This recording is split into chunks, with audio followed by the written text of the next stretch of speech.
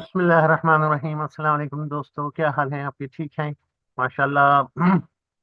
हमारी ये जो सीरीज है सैप एबैप की लर्निंग के हवाले से, तो ये बहुत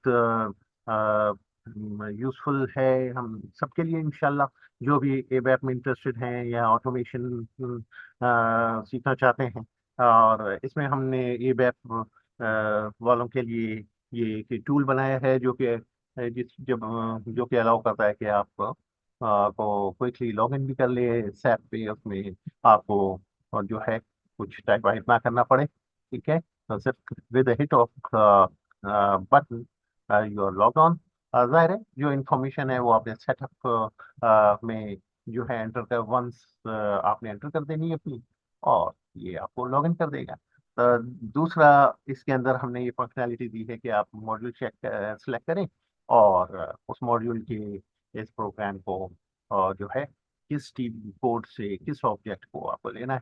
तो जैसे ही आप ये क्लिक करेंगे, ये आपको ले जाएगा आपको जो है SAP पर, SE38 पर। तो वो टाइम भी आपका बच जाएगा और सीधा आपको और जो है उसको रन करके दिखा देगा, ठीक है। तो यह सो फार सो गुड।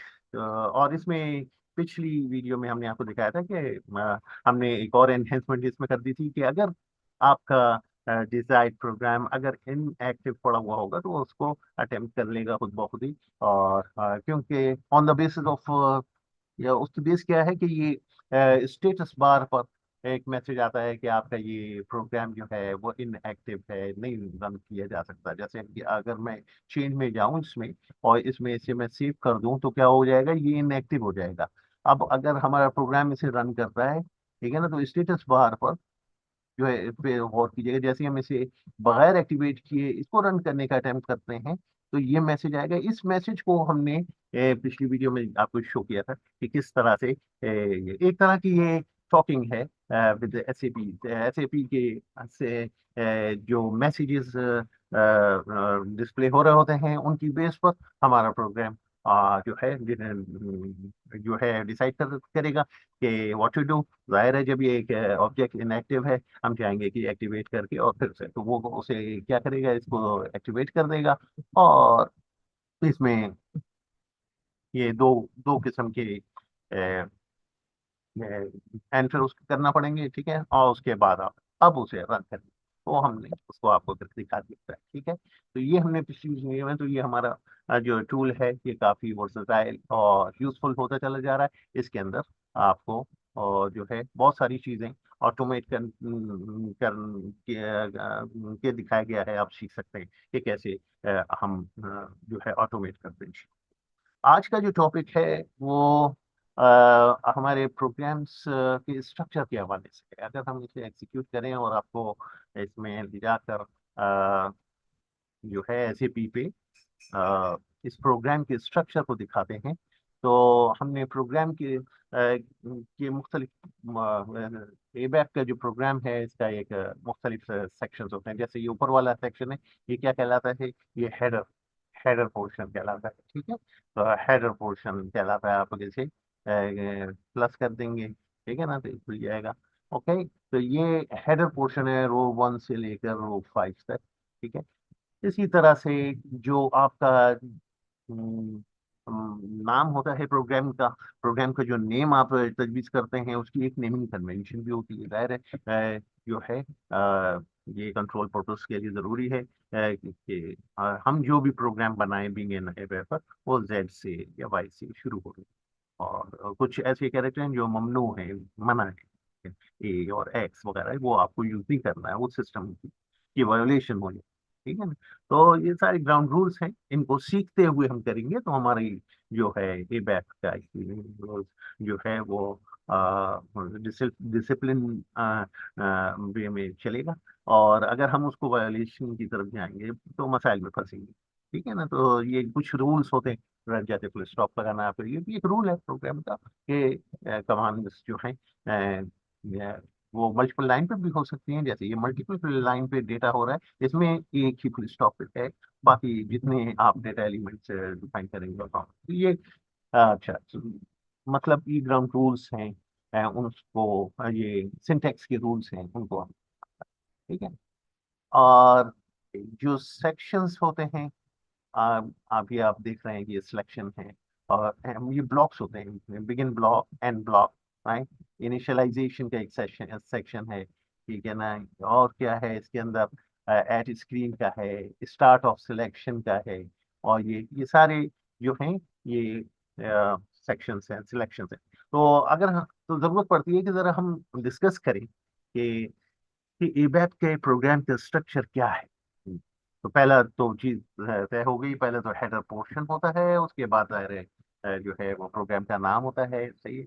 और तो ये उसके बाद जो है ये डिक्लेरेशन का पार्ट होता है, जिसके अंदर हम डेटा करके जो है डिक्लेयर करते हैं, डेटा करके जो हम डिक्लेयर करते हैं उनके टाइप से। तो ग्लोबल डेटा क्लासेस जो है उनकी डिक्लेरेशन होती है, सिलेक्शन स्क्रीन्स की डिक्लेरेशन होती है, सारी डिक्लेरेशन में आ जाता है, ठीक है। तो इसके बाद फिर बात आ जाती है कि प्रोसेसिंग ब्लॉक्स कौन कौन से होते हैं। अब जो है डिक्लेरेशन के बाद जो है आपकी जो है प्रोसेसिंग आती है, ठीक है। तो उसमें मुख्तलिफ होते हैं, एक तो जैसे डायलॉग मॉड्यूल होता है। तो डायलॉग मॉड्यूल क्या होता है कि ये it is use to code a business logic that relates to screen flows, right. तो मुख्तलिफ स्क्रीन आते हैं, उसमें आपको जो है लॉजिक को यूज करना होता है। कोड बेस आप सिंटेक्स करते हैं उसके अंदर।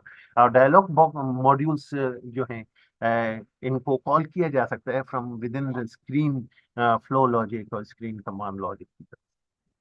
तो डायलॉग मॉड्यूल्स भी जो है वो मॉड्यूल और एंड मॉड्यूल स्टेटमेंट्स में आप यूज कर सकते हैं ताकि ब्लॉक बन जाए कि यहाँ से ये एक मॉड्यूल शुरू हो रहा है और यहाँ पे खत्म हो रहा है।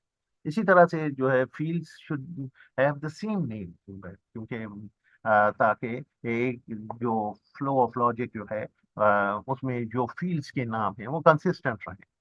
तो fields should have same name on both dialog screen and related जो प्रोग्राम के जो कंपोनेंट्स हैं and और जो है and the data can be passed between the matching named fields in the program, right? ये ना हो कि एक जगह पर कोई और नाम दिया हुआ है और आप एक्सपेक्ट कर रहे हैं कि वो वहाँ क्यों नहीं, पर उसका नाम ही आप अगर सिमिलर नहीं होगा तो वो डेटा कैसे फ्लो करेगा, right?